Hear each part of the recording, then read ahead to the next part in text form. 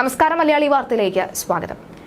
കഴിഞ്ഞ മാസാവസാനം തന്നെ സമൂഹ മാധ്യമങ്ങളിൽ ഒരു ദൃശ്യം വന്നിരുന്നു. അതായത് ഒരു കുഞ്ഞ് അമ്മയുടെ കയ്യിൽ നിന്നും അറിയാതെ താഴേക്ക് വീഴുന്നു.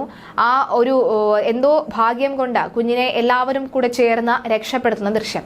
എന്നാൽ ആദ്യം നമ്മൾ കരുതിയിരുന്നത് ഇത് ഇന്ത്യയിൽ നടന്ന സംഭവമൊന്നുമല്ല, മറ്റെവിടെയോ ആണെന്നായിരുന്നു. എന്നാൽ ദൃശ്യം ഒന്നുകൂടി ശ്രദ്ധിച്ചപ്പോൾ ആ ദൃശ്യം പകർത്തുന്ന ആ വ്യക്തിയുടെയൊക്കെ തന്നെ സംഭാഷണത്തിൽ നമുക്ക് മനസ്സിലായിട്ടുണ്ടായിരുന്നു ഇത് തമിഴ്നാട്ടിലാണ് ഈ സംഭവം നടക്കുന്നത്. തമിഴ്നാട് ചെന്നൈയിലാണ് സംഭവം നടക്കുന്നത്. സമൂഹം ഒന്നടങ്കം ഈ നമ്മുടെ ശ്വാസം മുട്ടിക്കുന്ന തരത്തിലുള്ള രക്ഷാപ്രവർത്തനം നടത്തിയിരുന്നു. അതായത് നമ്മൾ ഭയന്നു വിറച്ച ഒരു രക്ഷാപ്രവർത്തനം തന്നെയായിരുന്നു. ആ കുഞ്ഞ് മേൽക്കൂരിൽ നിന്നും താഴേക്ക് വരുമ്പോൾ എല്ലാവരും ഒരുമിച്ച് ചേർത്ത് ആ കുഞ്ഞിനെ രക്ഷപ്പെടുത്തിയത്. എന്നാൽ അതേ സമൂഹം തന്നെ ഇന്ന് ആ കുഞ്ഞിന്റെ അമ്മയുടെ മരണകാരണമായി മാറിയിരിക്കുകയാണ്. ആ കുഞ്ഞിന്റെ അമ്മ ആത്മഹത്യ ചെയ്തതായുള്ള റിപ്പോർട്ടുകളാണ് പുറത്തു വരുന്നത്. കെട്ടിടത്തിന്റെ 4ാം നിലയിൽ നിന്നും താഴെ വീണ 7 മാസം പ്രായമുള്ള പെൺകുഞ്ഞിന്റെ അമ്മയെ തൂങ്ങി മരിച്ച നിലയിൽ കണ്ടെത്തി.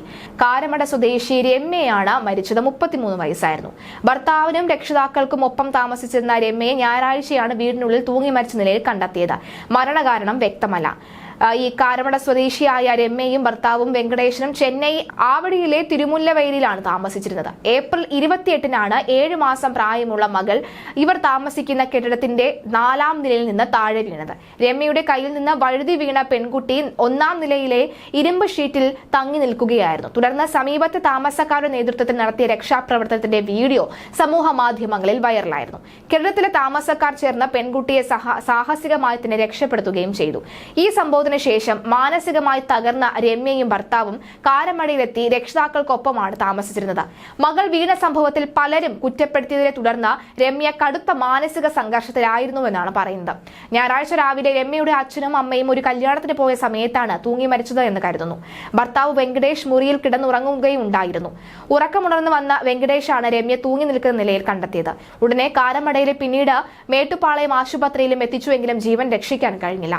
കാരമട പോലീസ് ഇൻസ്പെക്ടർ രാജശേഖരന്റെ നേതൃത്വത്തിൽ പോലീസ് സ്ഥലത്തെത്തി മൃതദേഹം പോസ്റ്റ്മോർട്ടത്തിനായി മേട്ടുപ്പാളയം സർക്കാർ ആശുപത്രിയിലേക്ക് മാറ്റിയിരുന്നു.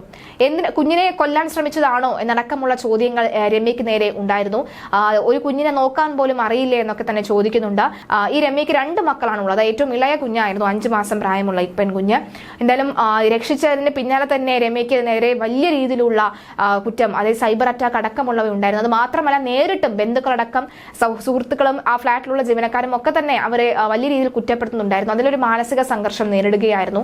അതിനുശേഷമാണ് ഇപ്പോൾ രക്ഷിതാക്കൾക്കൊപ്പം താമസിക്കാനായി എത്തിയത്. എന്നാൽ അവിടെയും മറ്റൊന്നുമല്ലായിരുന്നു ഫലം, ഇത് തന്നെയായിരുന്നു. അതും അവിടെയും കുറ്റപ്പെടുത്തലൊക്കെ തന്നെയായിരുന്നു. എന്തായാലും കുറ്റപ്പെടുത്തലുകളൊക്കെ തന്നെ സഹികെട്ട ഒടുവിൽ രമ്യ ആത്മഹത്യ ചെയ്യുകയായിരുന്നു എന്നാണ് ഏറ്റവും ഒടുവിൽ ലഭിക്കുന്ന വിവരം. ഇനി മറ്റെന്തെങ്കിലും പ്രശ്നം ഇതിനിടയിൽ ഉണ്ടോ എന്നറിയില്ല. ഇനി ഭർത്താവുമായി എന്തെങ്കിലും തരത്തിലുള്ള വർക്കുകൾ ഉണ്ടോ എന്നടക്കമുള്ളവ അറിയില്ല. എന്തായാലും മരണകാരണം വ്യക്തമല്ല. പക്ഷേ ഇത്തരമൊരു മാനസിക സംഘർഷം രമ്യ അനുഭവിച്ചു എന്നാണ് ഏറ്റവും ഒടുവിൽ പുറത്തുവരുന്ന റിപ്പോർട്ടുകൾ.